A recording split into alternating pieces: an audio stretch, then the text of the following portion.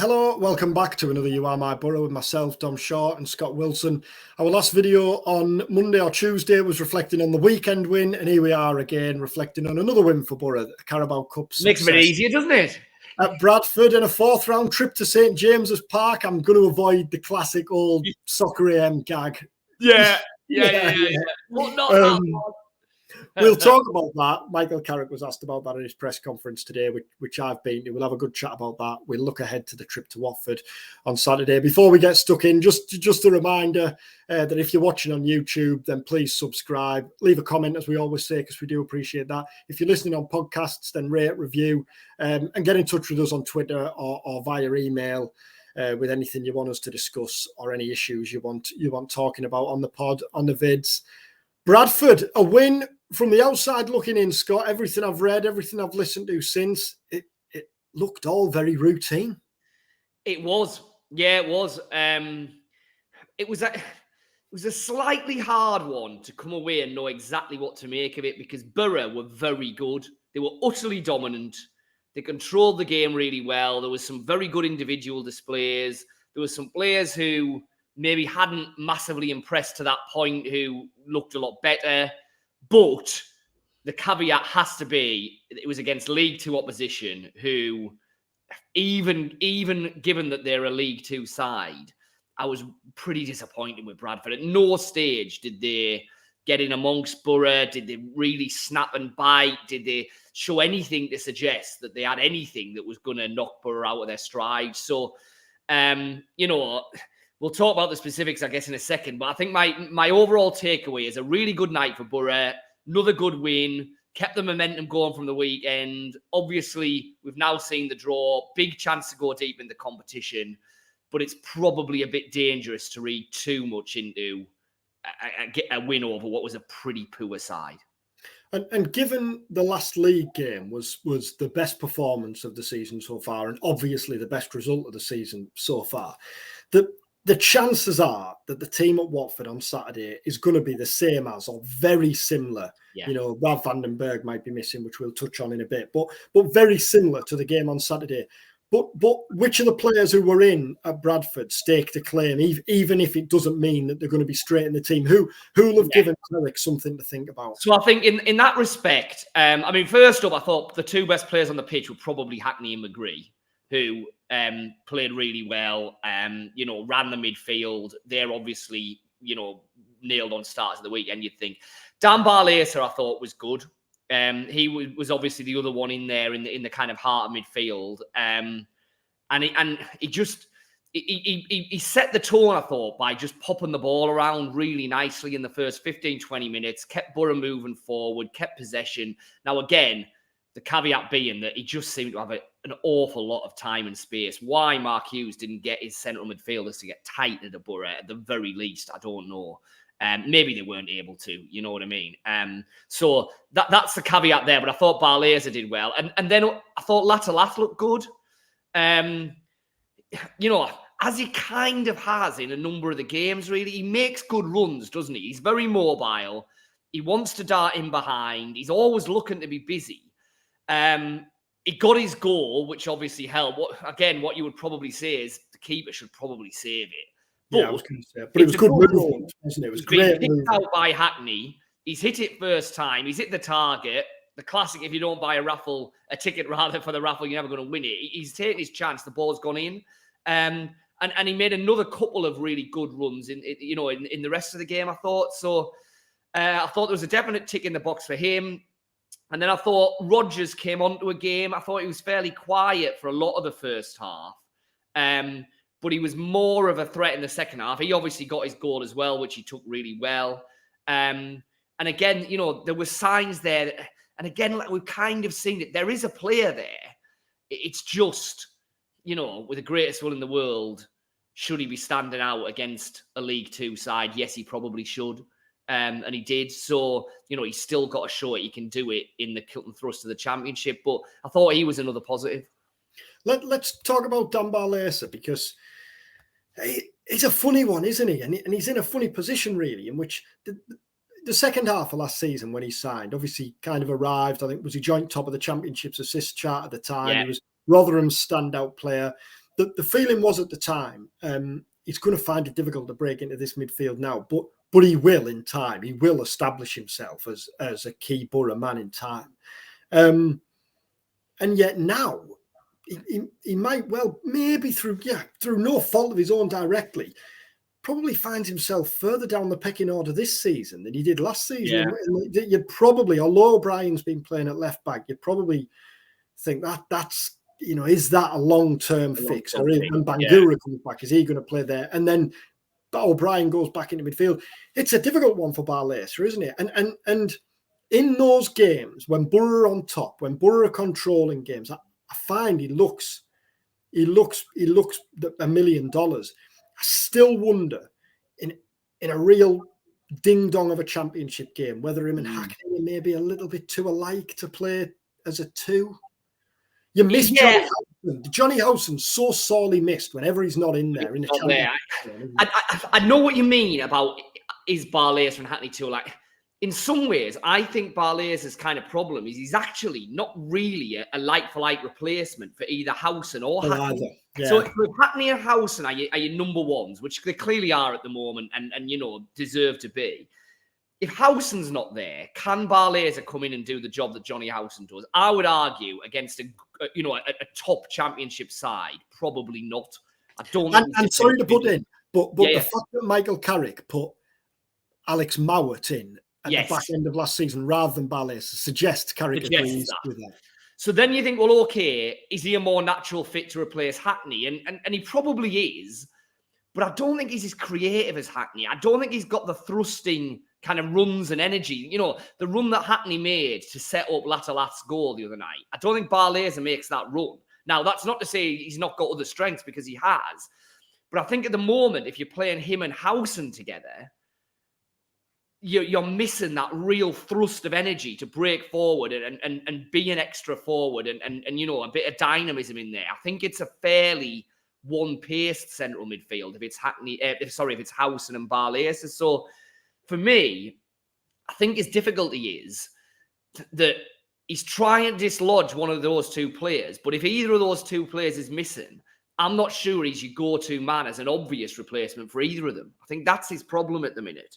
I know we talked earlier in the season about when O'Brien came in, whether Carrick might be tempted to maybe move to a midfield three, and you wonder then whether but it's not going to happen, is it? If it didn't happen in that run of games where Borough were losing and playing poorly, then it's never going to happen. I think that's probably ideal for Barlaser, because then you can play.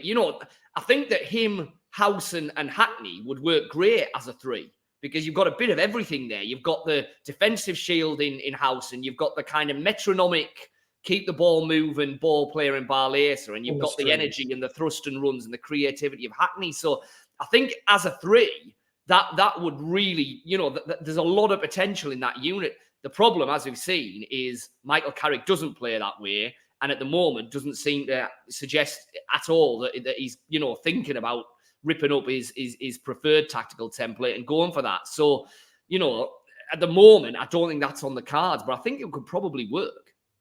And on the Cup, our video and pod earlier this week, I titled Borough's Cup Opportunity, and I'm thinking to myself as I'm doing it, am I going a bit early with this? It's only the third round, and yet now there's absolutely no denying that's the case. Away to a League One team who've beaten Luton Town, a Premier League team, they're in the top 6 in League One, so they're clearly no mugs. But if you'd have said before the competition started that in the fourth round you're going to be away to a League One team for a place in the last 8, you'd have absolutely snapped the hand off it. And again, without getting ahead of myself, although I clearly am, there's enough teams left in it to potentially get a kind draw in the quarters as well. If you get there. Yeah, it was interesting after the game. So we spoke to Michael Carrick, obviously on the touchline at Valley Parade after the game, and obviously the draw, it's the night before the draw is going to be made, and we kind of said, look, what do you fancy? Do you fancy a Man United or a Man City, because they were obviously still at that stage, or a Liverpool at the Riverside? Big night. Carrick's never really had one. He's had the playoffs, but he's never really had that type of a game, has he? A free hit almost against one of the real big boys, sold out Riverside, on the telly, etc., etc. Or would you rather have what they've ended up getting, which is a infinitely less glamorous tie, but a tie that Borough clearly have a bigger chance of winning? And he kind of ummed and erred, and he thought about it for a bit, and then he said, "No, I think you want to maximise your chance of staying in the competition and winning football matches." And that's what this draw does. It's not the most glamorous. It's a brute of a midweek trip for the Borough fans. Now, I think there's a lot of interest there because I think I'm right in saying it's their first ever competitive game against Exeter, isn't it? So it's a ground that a lot of fans won't have been to. So I think it falls in half term as well. So I suspect that there's going to be, it's still a real travelling contingent down there, but it's as far as you're going to go on a midweek. Plymouth's a little bit further, and that's coming the weekend after. So my goodness, what a week for the travelling army that is. But it's a winnable game, isn't it? It's a game against League One opposition. And if you'd said to any Borough fan or to Michael Carrick before the start of the season, you can get to the quarterfinals of the League Cup by beating 3 sides in League One and League Two, and one side who you would, all things being equal, will finish below you in the Championship this season. Those things don't come around very often, do they? Now, to be, well done to Borough in that they've made the most of their fortunes so far. Can they go and do it again by winning at Exeter? And then, like you say, you get to the quarterfinals. Well, Mansfield are playing Port Vale in another 4th round game. Goodness me, if you got one of them at home or even away in the quarterfinals, then what you're thinking about then? You're clearly thinking about, goodness me, we're looking at semis, final, goodness knows what. So that's still a bit off. They've got to go to Exeter. Exeter having a good season in League One. It won't necessarily be easy down there. But Borough will start as favourites, and they'll deserve to. Well, just on that, and I'm clearly getting carried away now, but looking at the draw, Man United play Newcastle, West Ham play Arsenal. So you're going to get two of the top 5, 6, 7 in the Premier League get knocked out. Yeah. But then, like you said there, you've got Mansfield playing Port Vale. You're going to have either Ipswich or Fulham getting through. Yeah. Which, Everton, not easy, but you'd fancy Borough's chances against two of them, certainly at the Riverside. Yeah, Everton versus Burnley, and even as ridiculous as this sounds, Chelsea versus Blackburn. Given the way Chelsea are playing. The way Chelsea, I mean, yeah, if Borough were playing Chelsea in a quarter-final, clearly Chelsea are favourites, but it's not like it would have been 10 years ago playing 10 Chelsea, years ago, is it? No. So it's not just Mansfield. There are a few games. Great opportunity, isn't it? But they've got to go and do what, in fairness to them, they did on Tuesday night, which was be really professional, get a grip of the game from the early stages, make sure that the crowd aren't on top of you from the word go. You're the ones dictating the game, and then go and win it. And there's no reason why they can't do that at Exeter. Now, I've never been to St James's Park. I don't know if you have you? No. So I imagine it's a bit different to Valley Parade in that you suspect it'll be smaller, tighter, more like a lower league ground. I mean, Valley Parade is, it's got those 2 massive stands. There was a whole obviously stand of Borough fans. It didn't feel intimidating, David v Goliath, cup cliches, etc.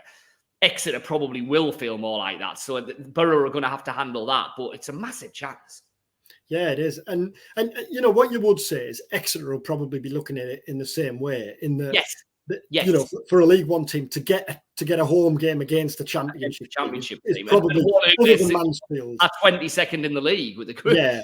They'll be looking at it and thinking, no, yeah, exactly. Bang on for us, this. Yeah, other than Mansfield and Port Vale, that is probably the draw or one of the 2 or 3 games that we wanted. Whenever you think, and clearly this isn't the same, but whenever you think of Borough and a cup opportunity, it takes you back to that Cardiff game. So we'll get it out the way now, and hopefully we'll never talk about it again, but we will, no doubt, in the game. Of all the big, well, obviously playoff defeats are massive opportunities, but that was a big opportunity missed, wasn't it? Because it felt it at the time, and even with time, the pain doesn't necessarily ease because you still look back and think, what an opportunity. That was. Absolutely. Well, I was going to say we'll kind of swap over now. I'll jump in because while I was at Bradford, you were at Rockcliffe today speaking to Michael Carrick ahead of Watford at the weekend. So I mean, you touched on it to start. Let's start with kind of injury and team stuff. Sounding like Vandenberg probably still out. Bangura definitely still out. Forss probably still out. Yeah. Is that right? I'm past the point of trying to decode Michael Carrick's injury press conference update. In the, there's been a few times when I've came away thinking, well, he's definitely not playing, and then sure enough, he's there in a starting 11 on the Saturday. But Vandenberg, he said, is touch and go. There's a neural issue with the hamstring, obviously, that forced him off against Southampton last week. Yeah. So again, on that touch and go, he's not definitely ruled out. But what you would say on the Vandenberg situation, though, is because Tommy Smith is now back and fully available, and McNair's there, it's not the situation that it maybe was a couple of weeks ago where you would think, if Vandenberg, if you could patch him up and get him on the pitch, that's what you probably have to do. They're not in that situation now, are they? No, and on Vandenberg, and this will be online. These quotes will be online first thing Thursday morning, Friday morning, and in Friday's Echo. A lot has been made of the struggle of Borough's summer signings, or of some of Borough's signings so far, and yet Vandenberg, a defender who only turned 19 a couple of months ago, really has come in and already quickly established himself as a pretty key player. Yeah, you think that he came in as a centre half. He's filled in at right back on several occasions. He filled in at left back in the second half at Sheffield Wednesday, even though Carrick said he'd never played there before. And Carrick was purring today, really, about how impressed he's been with Vandenberg on and off the pitch. He said he realised straight away when he came in there's a real kind of self-assurance and confidence about him, but the type he likes, not a cocky arrogance, just a kind of self-belief. Yeah. And he also talked about the fact that, it's no secret that Vandenberg was courted by plenty of big clubs, and Roma and Dortmund and AC Milan have all been linked over the years. And Vandenberg said he chose Borough because he wants to play football, or he wants to increase or maximise his chance of playing football.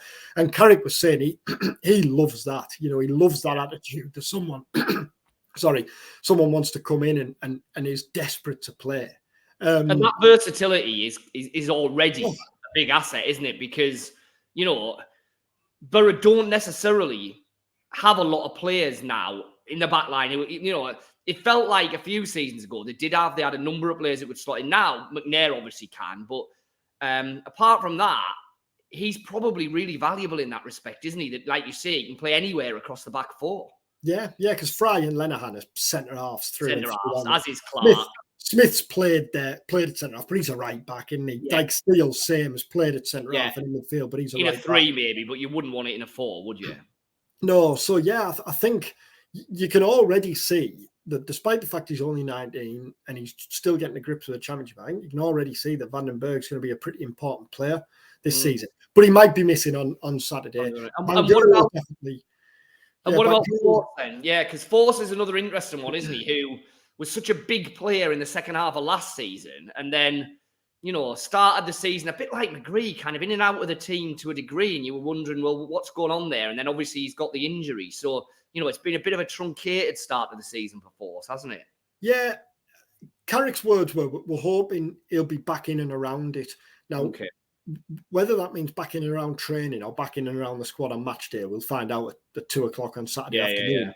Again with Forss, I think what you would say on Saturday is Isaiah Jones, you would think, is a certain starter, given his performance against Southampton last week.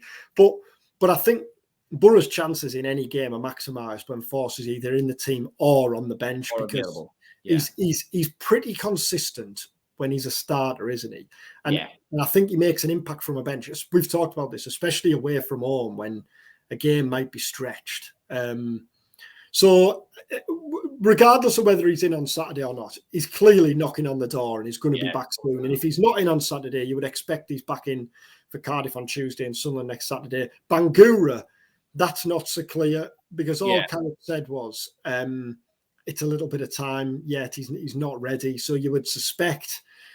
I thought it was interesting that Carrick opted against even playing Engel in a cup game at Bradford on Tuesday night. The fact that he wanted O'Brien to get another out in his legs in that position suggests that he's clearly going to play there and get to grips with that role for now. So it does feel like that's not going to change until Bangura's back, doesn't it? No.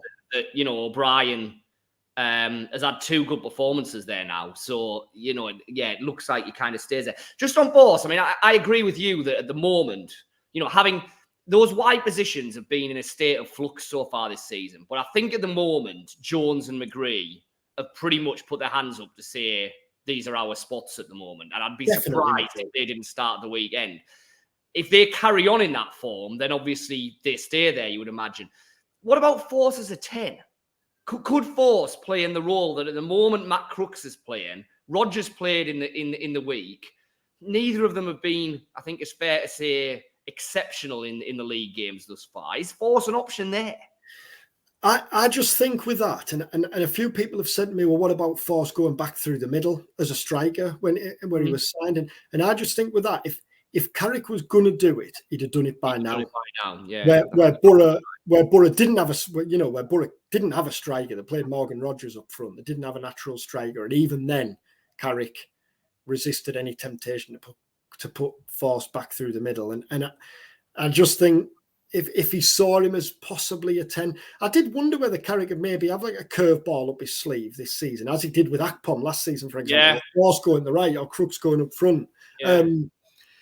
But no, I think he clearly sees him as a right winger, and I don't expect that to change. Like you said at the minute, McGree, and we asked him about McGree today, and because it was a peculiar one, McGree not starting, wasn't it, in the early stage of the season? And Carrick insisted today that it wasn't because he was doing anything wrong, but he did say that now he thinks McGree is back in his rhythm, or back in the rhythm we saw last season. So where they're reading between the lines, that suggests he didn't think that was the case in the early stage of the season. But he scored on Saturday. He created the Rodgers goal on Tuesday.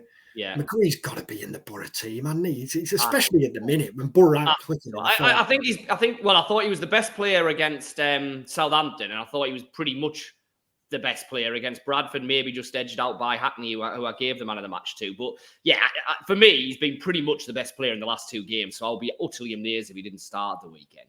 What was the general feeling about Watford then, and the challenge that Borough will have, and obviously massive getting that first win at the weekend. But the next challenge is the first away win, isn't it? Can they go to Vicarage Road and do it?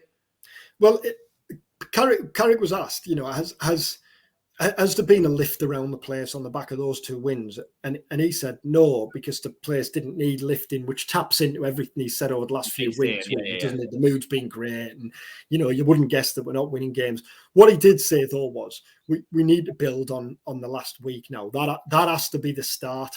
And I think, I know Cardiff have had a good start, and Cardiff won at Sunderland last week, although that was a proper smash and grab job, wasn't it? Mm-hmm. But I think even if you can go to Watford and get a draw, that Cardiff home game looks very winnable. And then suddenly, then your 4 championship games are beaten. And I know I'm getting ahead of myself again here, but I do just think these next 2 games present an opportunity for Borough. Watford aren't the daunting prospect that they might have been this time last year when they just come down from the Premier League and fancy to go up again. What do you expect? They've only won once since the opening day of the season, and I mean they obviously got turned over pretty comprehensively at Leeds last time out. And like you say, if you look at that side, a fair bit below even the Watford side that was underperforming last season when there was still João Pedro and there was still Ismail Assar. They have all gone it with the greatest will in the world. This Watford side now has the look of a team from a club that's not been able to spend its parachute payments properly and has had to kind of clear the decks and is trying to start again. And Valérien Ismaël is one of those managers, isn't he? Where I think we've seen from his time at Barnsley and at West Brom, to be successful, he's got to have players buying into the way he wants to play. Now, Watford don't have a Watford way, do they? It's not a case of them bringing in a manager and the style continues, as say Swansea have been known to have over the years, or Brentford. So you would think if Ishmael's come in and tried to put his touch on things, that's not going to happen overnight, is it? Yeah, I do fancy Borough to go there and get something, even if it's a point. Yeah. And as I say, that then you then look back on a good week, because this time last week it felt like a massive few days for Borough, didn't it? That Southampton game felt huge, and that Bradford game on the back of opportunity. Exactly, potential banana skin if things hadn't gone right against Southampton. Yeah. So I just think, as Carrick said today, you want to build on that now. That has to be the start, not just a false dawn, really. Yeah. Yeah, no, I agree. And I'm like you. I look at that game and think, do you know what? On paper, you first thought Watford away, that's going to be tough. Watford only just out the Premier League, rebuilding, blah, blah, but actually, they haven't started the season well.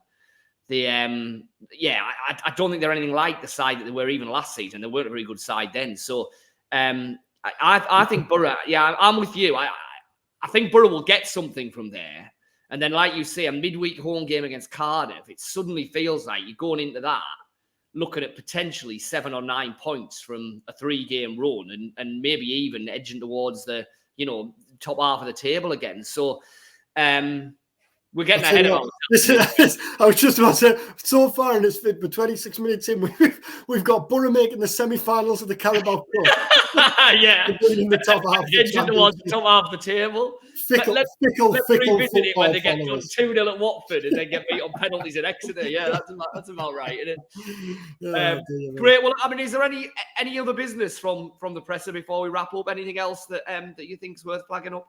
No, I think that's about that. There was, as I say, as well as the injuries, there was the Vandenberg stuff that'll be online first thing Thursday morning. Yeah. Also talked about McGree. He talked about the cup draw, which as you'd expect, he wasn't giving anything away there. It wasn't exactly dynamite copy. No.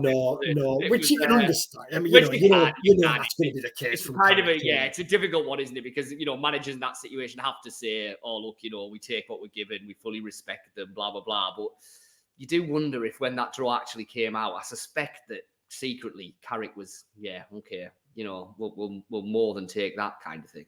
Yeah, I always think that with cup draws, you'd love to be a fly on the wall when it comes in. Like whether the instinctive reaction is like, and then Newcastle when they got the Champions League draw, for example, but then you focus switches. Well, that's an interesting one actually, because we did ask them about that, and the club put on like an event at the training ground for all the players and the staff and everything to watch the draw.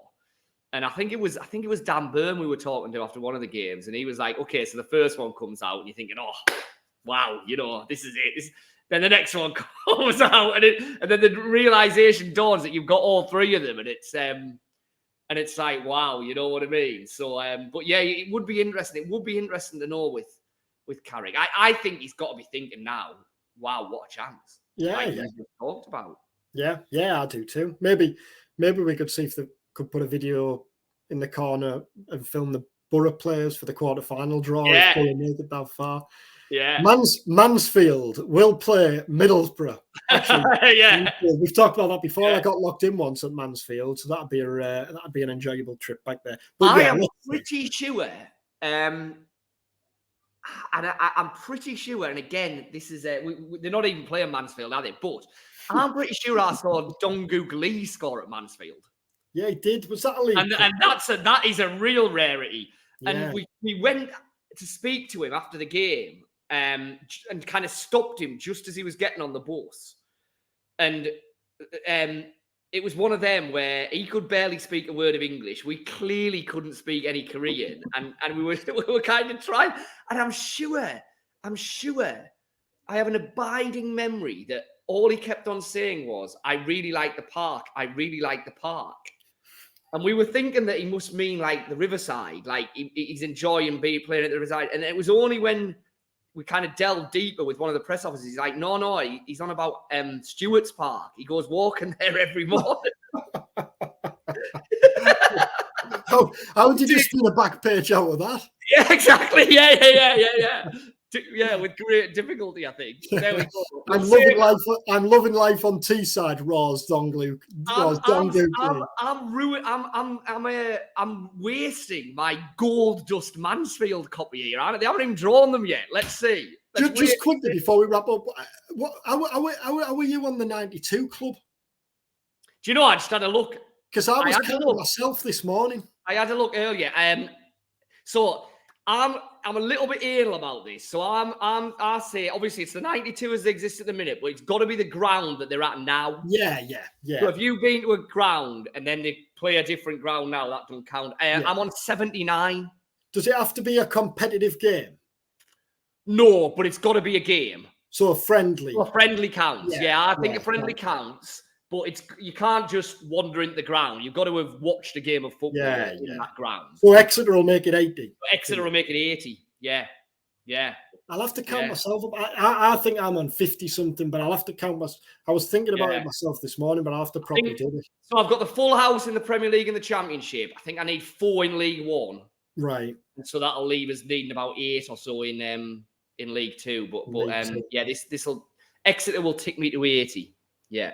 I need to do Plymouth, which I think you're talked about this morning. I think it was Borough I actually saw at Plymouth. It was either I remember it was a bank holiday. I'm pretty sure it was Easter Monday. Can't really remember whether it was Borough or Sunderland. You'd be talking 15 years ago, probably. I think it was Borough. Borough fans will be screaming at me now on the video and that, and they'll know it far better than me. I think it was Borough, and it wasn't Borough in the Strachan era by any chance, was it? Was it in the? Yeah, it probably was about that. What I remember is that I did a game in London on the Saturday, which I think was a Sunderland game, and then drove to Plymouth to do the Plymouth Borough on Easter Monday. So, that was great. It's a dream weekend, that. And get out of the way. I'm at the opposite end of the country. Saturday night in London. I'm not sure where Sunday night was. I presume Sunday night was London, then Monday night in Plymouth. What a trip. Yeah. Well, we've got the Exeter and Plymouth games on. We've got Exeter and Plymouth to come, exactly. Yeah, exactly. We've talked plenty about that already. But thanks for watching. Thanks for listening. We'll be back early next week to look back on the Watford game and to look ahead to the game against Cardiff at the Riverside in the Championship. As I said at the start, do subscribe if you're watching on YouTube. Leave a comment. If you listen on podcasts, then rate and review. Thanks for watching. Thanks for listening. Enjoy your weekend. And if you go to Watford, have a safe trip down and enjoy the game.